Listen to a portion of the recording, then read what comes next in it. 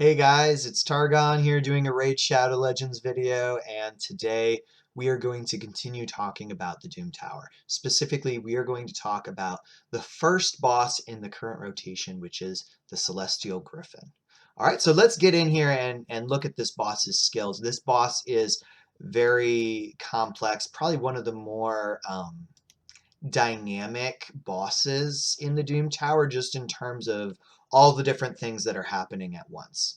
All right, so look at the boss's skills here. And you really want to pay attention to the skills because if you don't know what you're doing and you just kind of go in, you can really end up hurting yourself here, because basically anything that you would try and use against the boss will be used against you, and anything you would try to use to improve your team will also be used against you. So let's look at it. All right. So the first attack, the A1 is Shockwave. It's a single target, places of fear. Not a big deal. That's not what's scary about this boss. The first skill that the boss will use is this one here, Death Gust, okay? Removes all buffs from all enemies, then attacks all enemies. The buff removal cannot be resisted. Damage increases by 10% for each buff removed. So that's a fun one. After it does this, it's going to do Rock Smash, which transfers all debuffs from the Griffin to each enemy, and then attacks all enemies.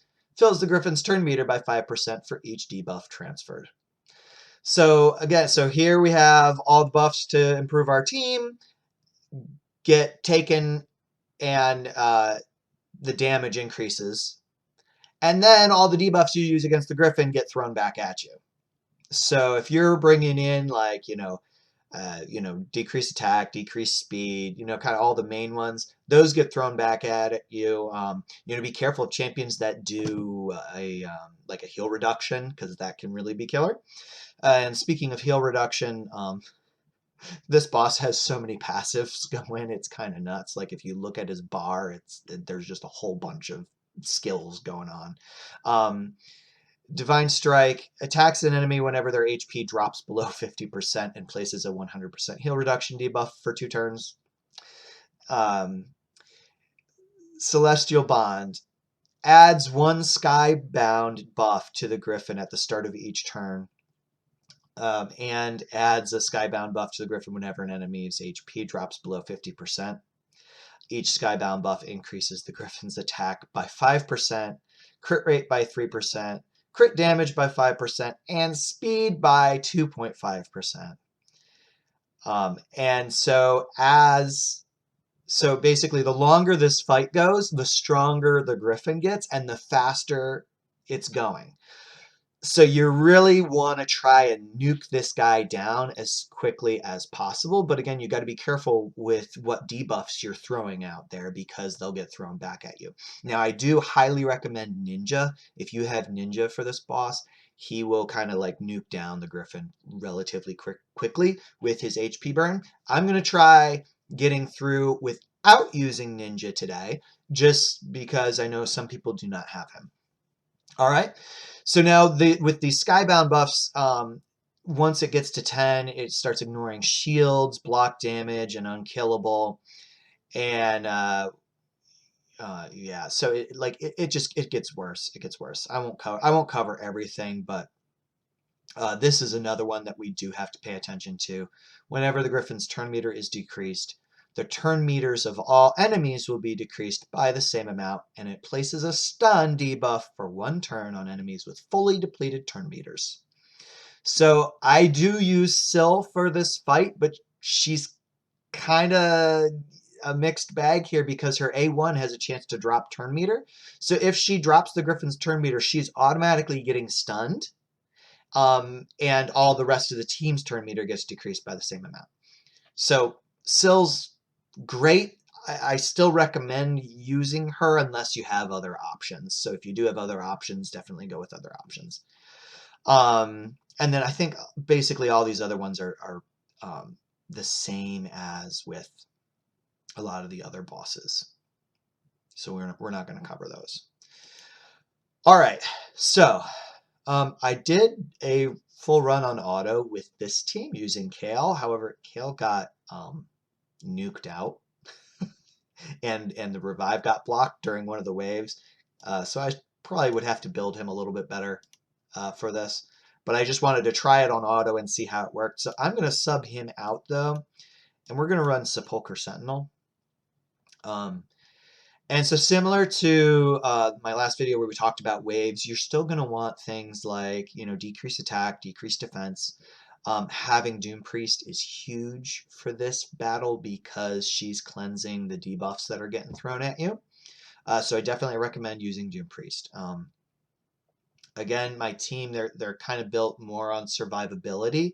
So nuking this boss down, I'm actually not sure how well this will work because I don't have a ton of damage built in here, but hopefully for this floor it'll be okay. And Tayrel can hit pretty hard, Scyl can hit pretty hard, Stagnite's okay.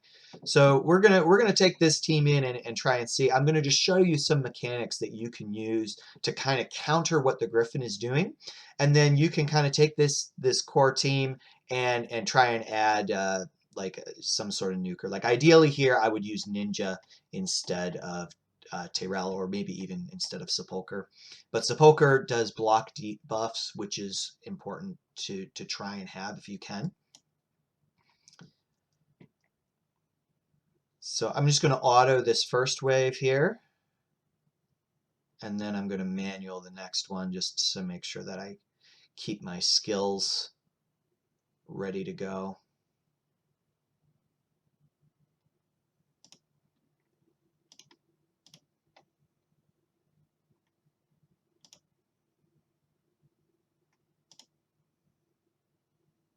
And I do have Evil Eye on some of these guys. So you want to be careful with that particular mastery because that mastery will decrease the boss's turn meter, which then it decreases your turn meter as well. And the tricky thing is, even though we have Doom Priest, because there are multiple debuffs getting thrown back, we do have to be careful because she might not be able to cleanse everything off. All right, so here we are at the boss. So this is the first skill that's going to be used, all right? So removes all buffs and then attacks all enemies. So I want to try and have as few buffs on me as possible. All right, now I am going to use Syl's A1, which has a chance to decrease the turn meter. Hopefully it does. So you see she got stunned, but that's why I have Doom Priest. Now I would normally use Doom Priest's attack here, but because this is about to happen, I am not going to use that buff. All right, and I'm going to avoid the decreased defense for now because I don't want that getting thrown back on me, so I'm just going to do that one.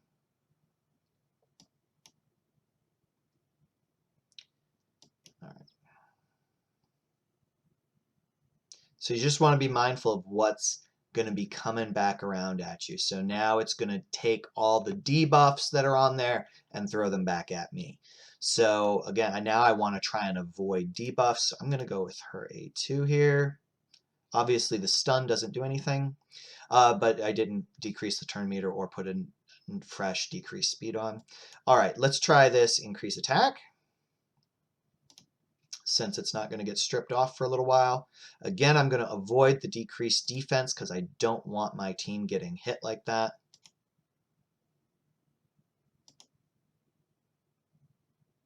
All right, so now because this is coming back, I'm going to use my block debuffs. So nothing got transferred. And now I can start throwing my debuffs on there. So now I'm doing the drop defense.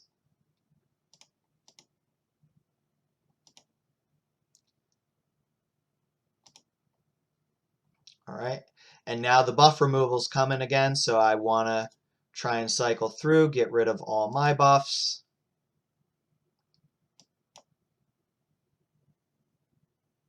And Sepulcher still had some left on her, but that's okay. And here you see the that little counter we were talking about, the skybound counter, that's going to keep going up. So I do want to try and get this boss down before that gets too full here. And I don't think Sepulchre's, actually I should have used the, yeah, she didn't have her debuffs, her block debuffs back yet, so I'll just wait until next round. And I am avoiding Tyrell's A2 or A3 just because it drops the turn meter.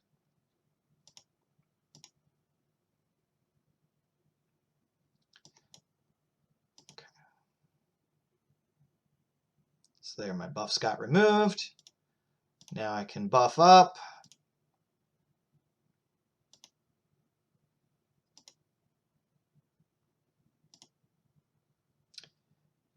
One of the reasons I have Tyrell and Relentless is to do that A2 to A3 combination, but I do not want to use that on this boss. All right. So you just want to look at what's the skill that's coming up.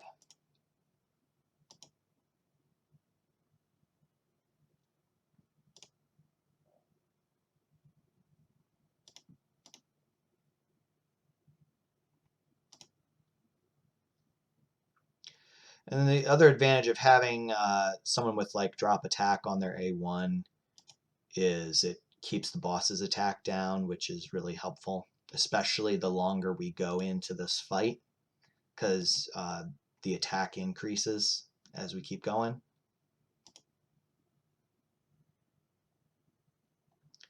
So here, even though I have a couple weak affinity champions, he's not doing a ton of damage yet. Now, if this gets to 20, then it can get pretty bad here, but I'm going to have him down before that, I think. Let's see. I don't think Sepulchre is ready to go, so I'm not going to do the drop defense yet because I'm not sure she'll block it. Yeah.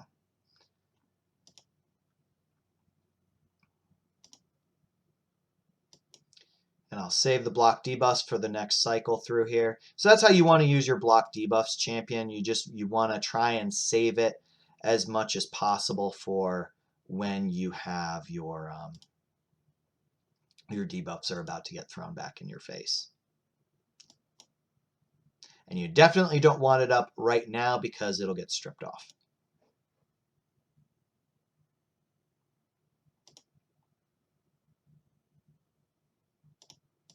Debuff or buffs go up. I'm going to go ahead and throw more debuffs on because I can block them.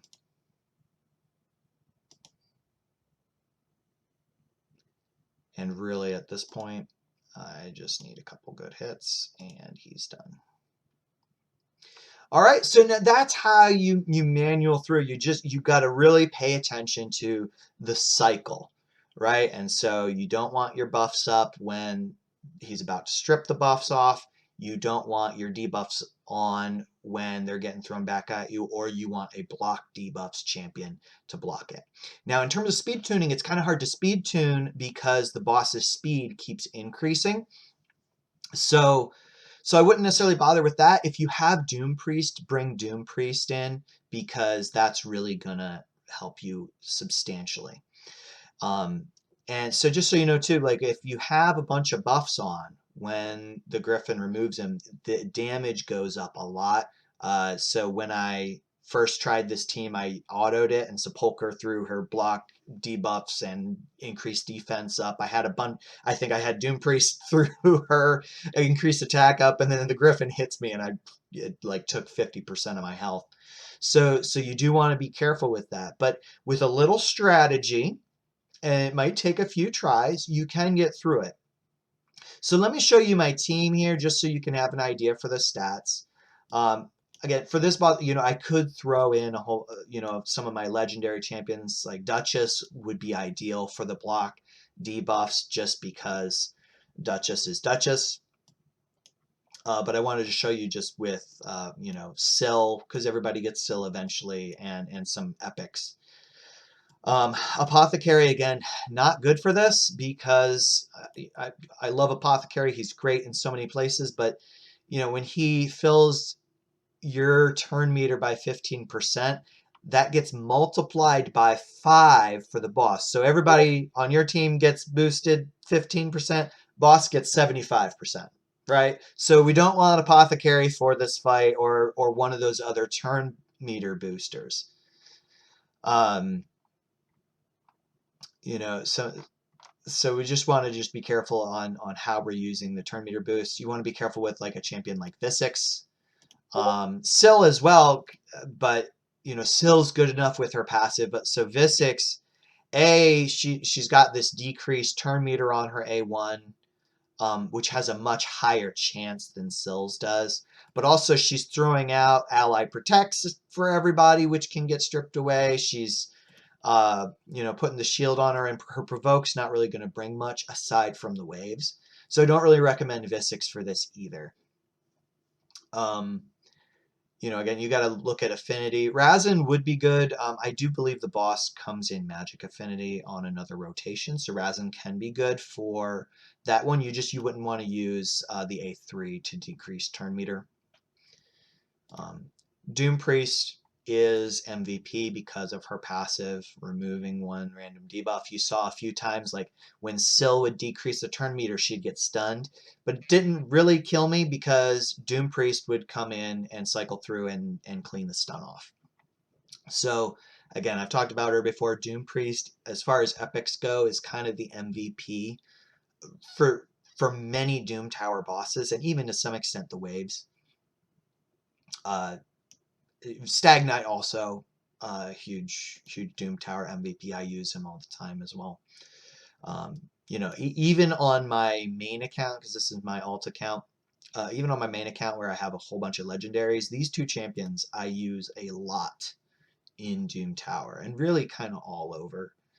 Stag Knight especially. So how do I build the champion? So I have Stag Knight in Lifesteal. And here's his stats: so 45k health, 2.6k defense. Now you can get by for the early levels with a little bit less than this. And again, this is Doom Tower Hard, not Doom Tower Normal. Doom Tower Normal is kind of a whole separate thing. You won't need nearly these stats. For these early levels, you could drop the defense and you don't necessarily need as much health. I built Stag Knight more to survive. I did give him 100% crit rate because he can hit decently hard, but really the big thing is I want his debuffs on here with the decreased attack, decreased defense, decreased speed. Those are 3 of the best debuffs to have against any boss that's susceptible to them. Also got him in some perception. Speed, you want to try and aim for 200 speed on everybody if you can. For later levels of Doom Tower, you need more speed. Scyl, I have her base. She's a defense-based champion, so I loaded up her defense. I put as much speed on her as I could. Decent accuracy. Want her landing those stuns against the waves. Want her to land her turn meter decrease and decrease speed against most bosses. Don't want the turn meter decrease against this one so much, but again, because of Doom Priest, I didn't need to worry about it as much. Doom Priest, again, is all about survivability. She can do a little damage, but honestly, like, you want to load up her defense, her HP as much as possible. I didn't even care about crit. No need for accuracy. Better off going with some resist. But even resist, you don't necessarily need it as much, depending on what you're doing, because she's cleaning off the buffs. I do run her in Relentless set, so that way there's a chance for her to get the extra turn to clean one more debuff off you.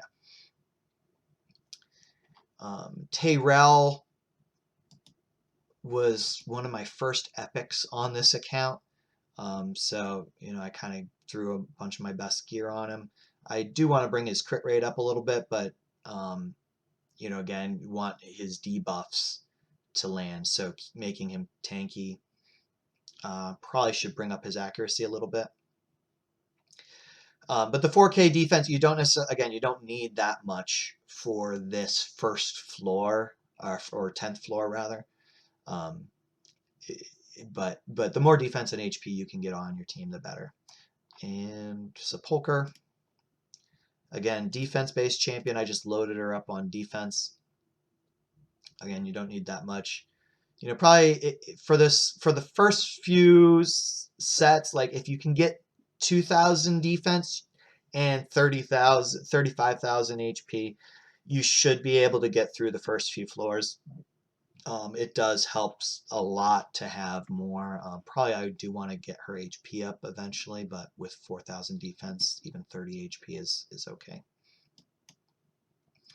All right, so that is how to beat the Celestial Griffin. I hope that you enjoyed this video. I hope that this helps you to be able to climb past that first step in the Doom Tower. Probably this boss is more difficult to deal with than the next boss that we're going to cover, which is the Magma Dragon. So that's floor 20. Now, if you're on normal, you know, I might do another video and just kind of show you stats that you can use for normal. You don't need this many stats. You could use a champion like Kale. Again, don't use Apothecary. But you know, you can throw Kale in there, try and find some other champions that can kind of fill in. But for Doom Tower Hard, you do want some good good defense, good HP on your champions. All right, so like and subscribe, and I will catch you next time.